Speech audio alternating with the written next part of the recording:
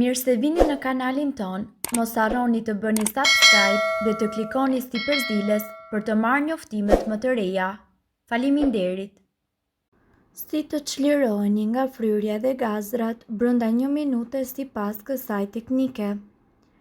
Nëse e keni provuar ndonjëherë, mund të ndodheni të ulur në karrigen e zyrës apo kudo tjetër dhe stomaku juaj fillon të bëjë zhurmë pa u ndalur. Ndodh që nuk jeni të sigurt nëse çdo njeri që ke afër i dëgjon zhurmat që të krijojnë zorrët, por nuk ke çfarë të bësh për të eliminuar këtë gjendje. Është një nga situatat më të sikletshme me të cilat mund të ndeshesh në publik, por çfarë mund të bësh? Fillimisht ajo që është e sigurt është që fryrja e stomakut apo edhe zhurma që të krijojnë zorrët nuk është shenjë urie, është thjesht një aktivitet normal tretjeje. Nëse nuk të besohet, është vetëm një mit që akoma besohet se kur fillon stomaku të bëjë zhurmë, je e uritur dhe zhurma që vjen nga stomaku në të vërtetë është një sistem i shëndosh që funksionon në tretje. Kombinimi i ushqimeve dhe lëngjeve të cilat shtyhen në traktin e zorrëve kalon përmes një procesi që quhet peristaltis. Mënyra e të ushqyerit është diçka që mund ta shmang këtë problem, por ekspertët e mjekësisë thonë se ka edhe të tjera. Mos ha vakte të rënda. Kur ha shumë, sistemi i tretës lodhet, ndaj edhe funksionon më ngadalë, duke i bërë gazrat edhe më të shpeshta. Ha ngadalë dhe duke u përtypur. Gazrat në stomak ndodhen edhe për shkak të ajrit që mbledh gjatë procesit të shpejtë të ngrënies.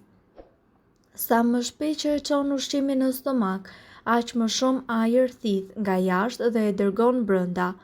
Në qoftë se ju do të hani ngadalë dhe njëkohësisht duke u përtypur, atëherë gazrat do të eliminohen ndjeshëm.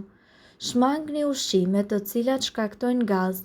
Produktet ushqimore që shkaktojnë gazra duhen eliminuar për shkak se shtojnë problemet me stomakun. Kështu, në qoftë se ke probleme të tilla, shmang ushqimet si djathi, qumshti, darda, brokoli, fasulet, ushqimet e shpejta dhe njëkohësisht pijet me gaz, ose nëse të pëlqejnë, zgjidh gjithmonë një ilaç antigaz pas tyre. Ec për disa minuta. Ecja apo ushtrimet ndihmojnë shumë e tretje ndaj dhe reduktojnë ndjeshëm problemet me stomakun. Funksionimi normal i sistemit tretës është një nga parakushtet për shëndetin e përgjithshëm dhe është një faktor kyç për të gjithë organizmin në tërësi. Kjo është arsyeja pse është e rëndësishme t'i kushtoni vëmendje tretjes. Gjithsesi, një jetë e shpejtë duke përfshirë një dietë të tillë siguroj që problemet me jashtëqitjen të bëheshin një nga problemet më kryesore shëndetësore të një numri të madh njerëzish dhe një simptom e epokës moderne.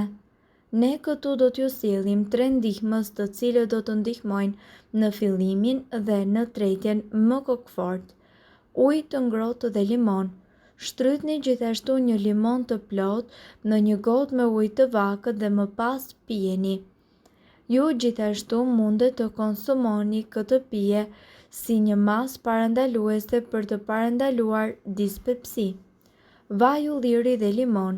Gëltisni një lugë vaj ulliri opsionalisht të holluar me lëng limoni natyral. Ky ilaç shtëpiak për fillimin e tretjes është më mirë të konsumohet në mëngjes ose disa orë pas një vakti. Sodë buke dhe ujë të vakët. Përzieni gjysmë lugë sodë buke në një gotë me ujë të vakët. Ky ushqim është i njohur prej brezash si një aleat i tretjes së dobët, por është e rëndësishme të theksohet se duhet të përdorni vetëm sodë buke farmaceutike pa alumin, të cilën mund ta blini në farmaci. Kjo recetë nuk rekomandohet për ata të cilët vuajnë nga ulçura në stomak. Këto këshilla janë të mirë se ardhura kur tretja është aq e ngadalt sa ka nevojë për ndihmë sa më shpejt të jetë e mundur. Dhe për të mos ndezur dritën e kuqe të alarmit, mos harroni të përfshini në menun tuaj ditore ujë probiotik, fruta dhe perime të pasura me fibra, fasule, karrota, brokoli, manaferrat, portokalli, drithrat e plota, elbi, oriz, kafë, tërshër. dhe mos harroni të lëvizni edhe nëse vetëm një shëtitje 10 minuta në përlagje. Gjithashtu, në qoftë se ndonjëherë ju ka ndodhur që të gjendeni në një situatë të keqe, por gjithashtu stomaku juaj të jetë i rënduar dhe zorët të bllokuara, a i keni menduar ndonjëherë që nëpërmjet jashtëqitjes ju mund të humbisni në peshë dhe t'i bëni zorrës së trash një nder të madh?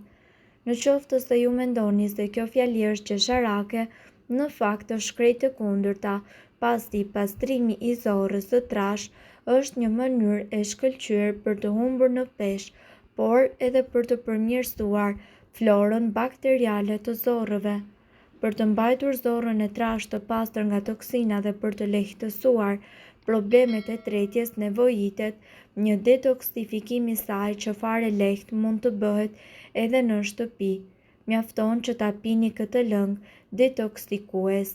Përbërësit që juve do t'ju duhen janë gjysmë filxhani çaj me lëng molle, 2 lugë gjelle lëng limoni, 1 lugë çaj xhenxhefili, gjysmë lugë çaj krip dhe gjysmë filxhani çaj me ujë të nxehtë. Hidheni ujë në një enë dhe më pas të vendoseni atë në zjarr që të vlojë.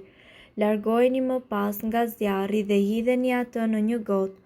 Shtoni në të kripën dhe përzieni. Më pas hidheni lëngun e mollës, xhenxhefilin dhe gjithashtu përzieni të gjithë përbërësit mirë së bashku. Përdoreni këtë pije të paktën 3 herë në ditë, në mëngjes me stomakun bosh, në mesditë para vaktit të ngrënies dhe sërish në mesditë pasi ka kaluar pak nga koha që ju keni marrë dozën e dytë. Ndiqeni këtë trajtim 1 deri në 2 herë në muaj dhe do të habiteni me rezultatet. Ja çfarë tregojnë gazrat për shëndetin tuaj. Gazrat janë një përzierje 59% nitrogen, 21% hidrogen, 9% dioksid karboni, 7% metan dhe 4% oksigjen, i cili ndodh për arsye të ndryshme, duke filluar nga ajri i gëlltitur dhe deri tek reaksionet kimike në zorr. Gazi duhet të largohet disi, prandaj zorra e trashë është mënyra më e mirë për ta lejuar këtë. Jo të gjithë gazrat janë krijuar në një mënyrë të barabartë. Siç e dini, jo të gjithë gazrat mbajnë erë. Prandaj këtu ju do të mësoni se çfarë tregon gazrat për shëndetjen tuaj. Gazrat pa erë. Sipas disa statistikave, shumica e përbërësve të gazrave nuk kanë erë. Vetëm 1% e përbërësve shkaktojnë erën e keqe dhe fajtor për këtë janë gazrat sulfurik nga zorrët. Gazrat të tillë janë rezultati i ajrit të tepërt në trup dhe janë plotësisht normale dhe të shëndetshme. Gazrat me erë pak të keqe. Ka shumë ushqime të shëndetshme që i shkaktojnë gazrat të cilët mbajnë erë, që do të thotë se gazrat me erë pak të keqe nuk janë ndonjë brengë serioze.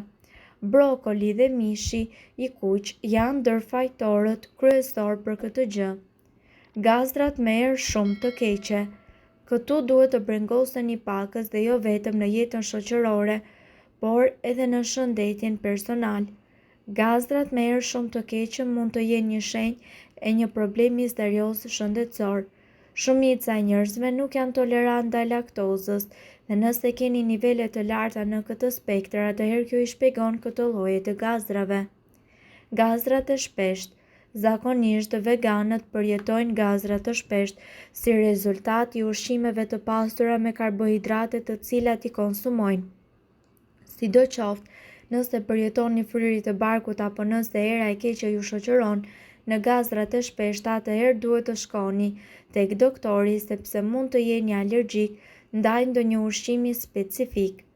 Mirë po duhet të dini, informacionet në këtë video kanë për qëllim të plotësojnë dhe të mos zëvendësojnë këshillat e mjekut tuaj dhe nuk kanë për qëllim të mbulojnë të gjitha përdorimet e mundshme, masat paraprake, ndërveprimet ose efektet negative. Informacionet në këtë video mund të mos i përshtaten rrethanave tuaja shëndetësore, prandaj para përdorimit konsultohuni me mjekun tuaj. Nëse doni të dëgjoni video tona që ne postojmë çdo ditë, kliko subscribe. Ju ftojmë gjithashtu të bëni like në video tona nëse i keni dëgjuar dhe pëlqyer ato. Faleminderit që e patë videon ton. Shpërndajeni këtë video në profilin tuaj në mënyrë që të informohen edhe shokët tuaj. Faleminderit.